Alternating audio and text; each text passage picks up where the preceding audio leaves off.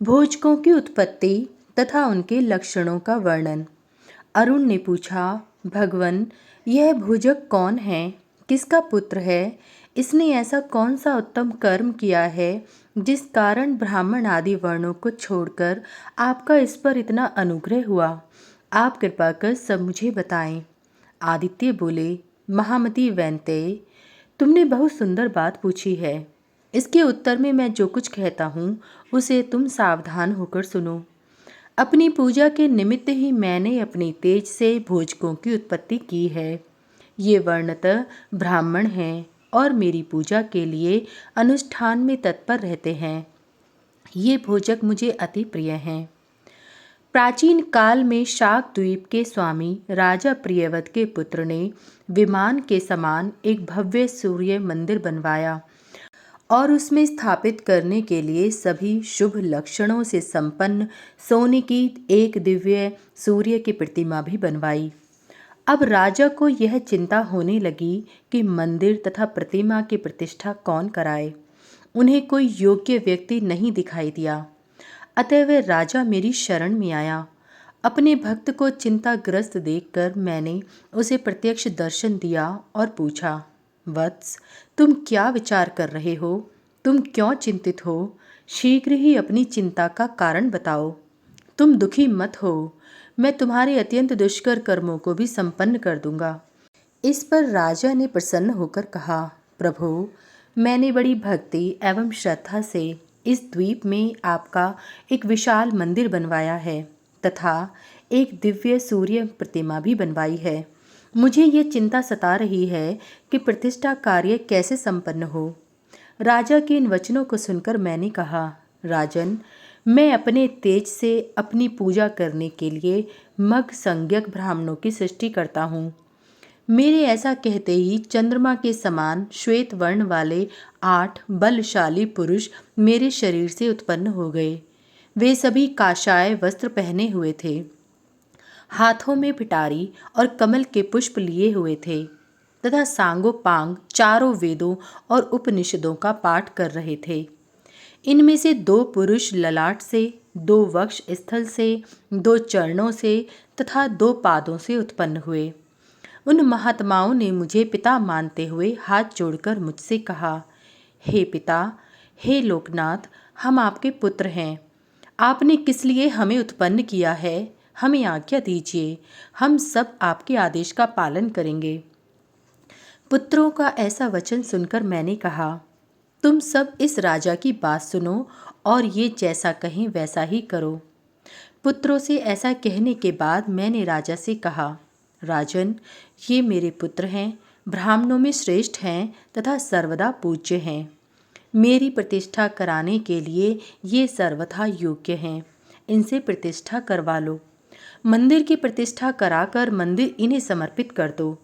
ये सदा मेरा पूजन किया करेंगे, परंतु देकर फिर इनसे हरण मत करना। मेरे निमित्त जो कुछ धन धान्य, गृह, क्षेत्र, बाग, ग्राम, नगर आदि मंदिर में अर्पण करो, उन सब के स्वामी ये भोजक ही होंगे।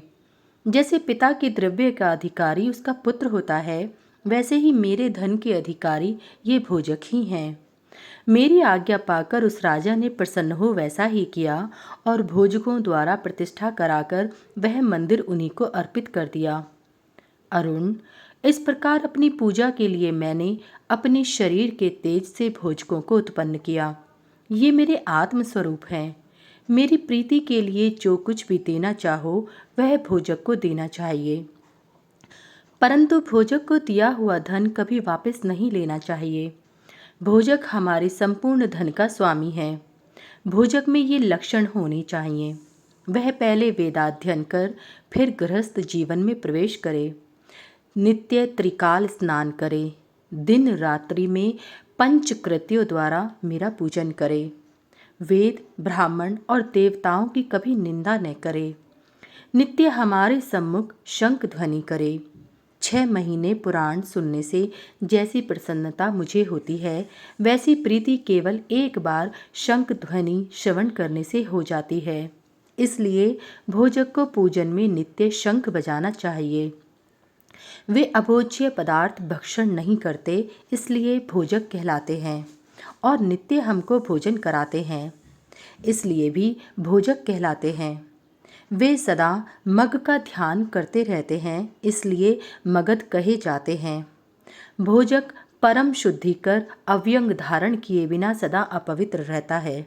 जो अव्यंग धारण किए बिना मेरी पूजा करता है, उसको संतान नहीं होती, और मेरी प्रसन्नता भी उसे प्राप्त नहीं होती। भोजक को सिर मुड़ाकर रहना चाहिए, किंतु शिखा अवश्य रखनी चाहिए। रविवार के दिन तथा षष्ठी को नक्त व्रत कर सप्तमी को उपवास करना चाहिए, और संक्रांति का व्रत भी करना चाहिए। मेरे समीप त्रिकाल गायत्री का जप करें। भक्ति श्रद्धा पूर्वक मौन होकर मेरा पूजन करें, क्रोध न करें। सदा हमारा नैवेद्य भक्षण करें।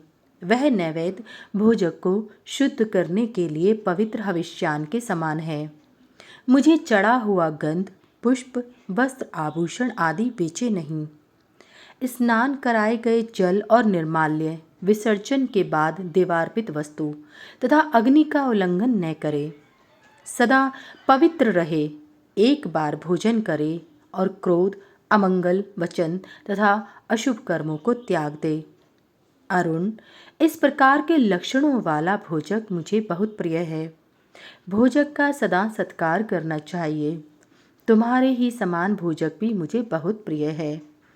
महात्मा परावसु बोले, राजन, इस प्रकार अरुण को उपदेश देकर सूर्य नारायण आकाश में भ्रमण करने लगे, और अरुण भी यह सुनकर बहुत प्रसन्न हुआ। ब्रह्मा जी बोले, महामुनि परावसु के मुख से यह कथा सुनकर राजा सत्राजित और उसकी रानी विमलवती बहुत प्रसन्न हुए। उन्होंने पृथ्वी पर जहाँ जहाँ भगवान सूर्य के मंदिर थे, उन सब में मार्जन और उपलेपन कराया। सब मंदिरों में कथा कहने के लिए पौराणिकों को नियुक्त किया, और बहुत सी दक्षिणा देकर उन्हें संतुष्ट किया, और वे विविध उपचारों से भक्तिपूर्वक नित्य सूर्य देव की पूजा उपासना करने लगे, और अंत में उन दोनों ने उनकी प्रीति प्राप्त कर उत्तम गति प्राप्त की।